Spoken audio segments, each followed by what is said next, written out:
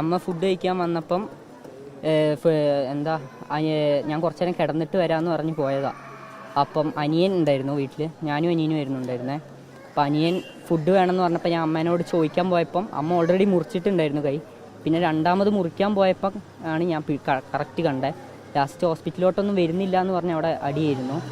Last എൻ്റെ കയ്യിൽ ആകെ ഉണ്ടായിരുന്ന അമ്മേൻ്റെ കടയിലുള്ളൊരു ചേച്ചീൻ്റെ നമ്പറാണ്. അപ്പോൾ അതിൽ വിളിച്ച ആ ചേച്ചി ഞാനും കൂടെ ഇപ്പോൾ കൊണ്ടുവന്നത്. നല്ല രീതിക്ക് ഉണ്ടായിരുന്നു. ഈ പാർട്ടിക്കാർ നിങ്ങൾക്കറിയാലോ ആ പ്രശ്നങ്ങൾ തന്നെ.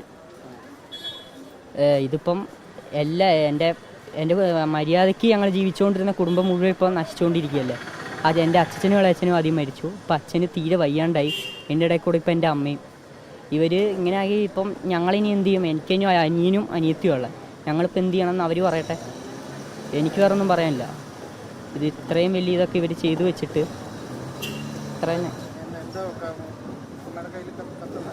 ഒരു കത്തുണ്ടായിരുന്നു. അത് ഞാൻ ചെന്ന് നോക്കിയപ്പോൾ ടേബിളിലുണ്ടായിരുന്നു. അതിലെന്താണെന്ന് ഞാൻ നോക്കിയിട്ടില്ല. അത് പോലീസ് ഇപ്പോൾ വരാമെന്ന് പറഞ്ഞു. അപ്പം അമ്മ ഇന്നലെ പറഞ്ഞിരുന്നു എന്നോട് ഭയങ്കര ഇവർ വെറുതെ വിടില്ല എന്നൊക്കെ പറഞ്ഞിരുന്നു എന്നോട്. അതെ അത് തന്നെ. അത് ആദ്യം മുറിച്ചതിന് ശേഷം രണ്ടാമത് മുറിക്കാൻ പോയപ്പോഴാണ് ഞാൻ കണ്ടത്.